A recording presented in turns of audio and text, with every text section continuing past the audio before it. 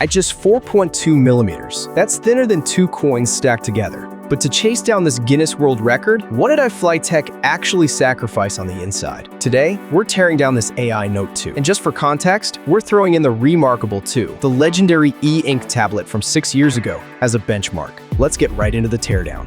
Step 1. Power down and remove the back cover. Pop a pry tool all the way in to create an opening, and slice through the adhesive around the edges. The back cover is made of fiberglass, which is quite brittle. You need to be incredibly patient here. Definitely do not force it. With the cover off, let's look at the underside. You can see a graphene thermal pad near the battery to help dissipate heat. Disconnect the battery flex cable to cut the power, and now we can get a good look at this classic 3-stage layout. At the top, we have the microphones and 2 physical buttons. In the middle is a massive battery, and at the bottom sits the motherboard and the USB port. Let's zoom into the details of these peripheral components. On the top left, there's a power button and fingerprint scanner combo. The button in the middle is dedicated exclusively to waking up the AI. Flanking both sides of the frame are microphones. Moving to the bottom frame, we find 2 more microphones and a Type-C port. Together, these 4 mics form a quad microphone array. iFLYTEK built its empire on voice recognition. Combining these 4 microphones with their signature algorithms makes one thing clear. iFLYTEK isn't just trying to make a basic e-ink tablet, they want to use their voice tech to completely shift how you interact with your device. Remove the 4 screws securing the motherboard. Disconnect all the ribbon cables and the Wi-Fi coaxial cable, and this blue PCB lifts right out. We'll do a quick overview now and dive into the chips later. With the motherboard out of the way, we unscrew the bracket over the USB cable. Now we can see that the 2 bottom microphones connect to the main board via the daughter board flex cable. Interestingly, all 4 microphones across the top and bottom feature custom-molded silicone gaskets. That's a fantastic attention to detail. There are also 4 corresponding pinholes on the front frame for these microphones. The chassis is lined with an array of strong magnets. On the right side, there are pogo pin contacts designed to snap onto the official keyboard folio. The left side features dedicated magnetic alignment for the included stylus, and the grip is exceptionally strong. Now, let's stack this structural layout against the remarkable 2 from 6 years ago.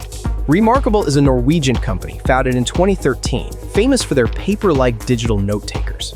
Their most iconic product, the remarkable 2, is an e-ink writing tablet measuring just 4.7 millimeters thin. It focuses on a distraction-free, true paper-like writing experience, and many still consider it one of the absolute best digital paper devices on the market. Just like the ainote2, its outer layer is a thin fiberglass back cover. However, beneath the remarkable 2's cover, they engineered a full stainless steel sheet to bolster structural rigidity. Remove that metal plate, and the inner layout is revealed. Similar to the ainote2, the remarkable utilizes a CNC-machined aluminum-magnesium alloy mid-frame with reinforced structures in the center. Comparing the motherboards, the remarkable 2's board is noticeably smaller and more lightweight.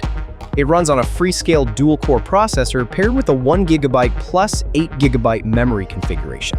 Given its single-purpose use case and minimal feature set, a smaller footprint makes perfect sense. The ainote2's motherboard, on the other hand, it has to integrate far more functional modules than the remarkable 2, so this size is completely justified. Peeling back the copper thermal tape covering the SoC area reveals a soldered EMI shield topped with a generous amount of thermal paste. Snipping open the shield, we find that the ainote2 is powered by a Rockchip RK3576 processor, paired with LPDDR5 RAM and flash storage from Rayson. The RK3576 is a flagship product in Rockchip's lineup, built on Samsung's 8nm LPP process. What makes it different from the Qualcomm or MediaTek platforms usually found in e-readers is that the RK3576 integrates the Tcon, the timing controller chip, directly into the SoC. This means it doesn't need external bridging chips or CPU overhead to translate signals originally meant for LCD or OLED panels to drive the e-ink display. It also comes with highly optimized waveform refresh algorithms and native stylus support, features that iFLYTEK heavily prioritizes. The actual writing performance is so smooth, it easily rivals the remarkable 2. Setting the motherboard aside, let's look at the batteries. Both the ainote2 and the remarkable 2 use pull tabs for easy removal and repair. Both cells are supplied by BYD. The ainote2 features a 4,000 mAh battery with a thickness of just 1.43 millimeters. The Remarkable 2 packs a 3000 mVA cell, coming in at around 1.15 millimeters. It's thanks to BYD's advanced battery tech and extreme thickness control that both devices can achieve this level of thinness while maintaining respectable capacities. With the batteries gone, the mid-frames are fully exposed. To shed every possible fraction of a millimeter in gram, the internal engineering of the ainote2 is incredibly aggressive. The frame is heavily skeletonized, leaving nothing but a single, isolated reinforcing rib down the center, which itself is full of cutouts. This kind of aggressive CNC milling can easily cause warping during manufacturing.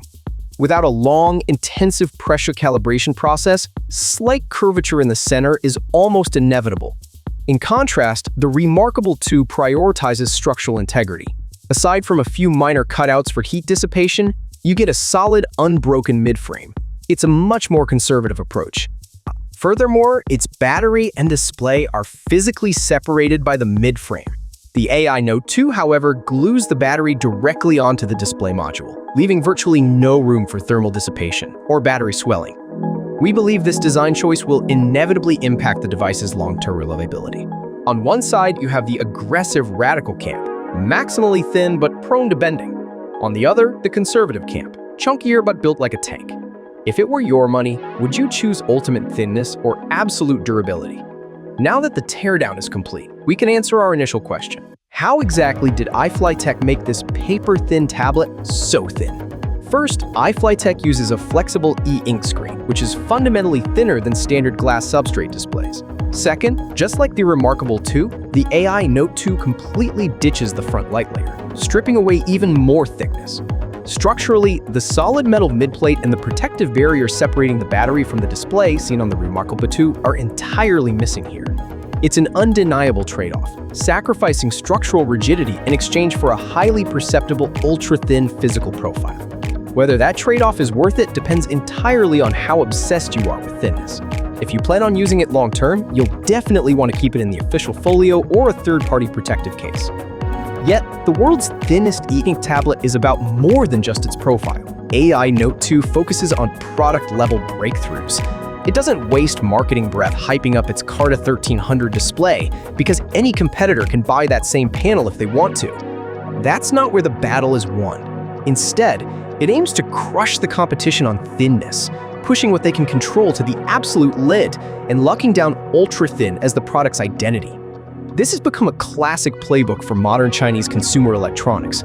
You don't need every single component to be entirely proprietary, but you must make the parts you do control irreplaceable. Of course, chasing extreme thinness means making brutal compromises under the hood. As we saw in the teardown, iFLYTEK made incredibly aggressive concessions with internal space to hit that 4.2 millimeter mark. But looking at this disassembled device, it makes me want to ask a broader question. Does internal engineering perfection truly equal the absolute value of a product? We often praise perfectly flush shielding cans, robust copper heat pipes, and flawless repairability scores. But are these cold industrial metrics actually the #1 priority in our daily lives? Which device has more meaning to you? A heavy, indestructible industrial tank with flawless internal routing that you ultimately leave at home because it's too cumbersome to carry? Or a device that makes radical compromises inside, but is so staggeringly thin and beautiful that you want to slip it into your bag and hold it in your hands to read every single day? So today, I want to turn the question over to you.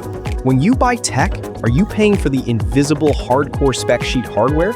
Or are you paying for the tactile emotional value in your hand? Let me know your real thoughts in the comments below. I'm DigiGump. See you in the next one.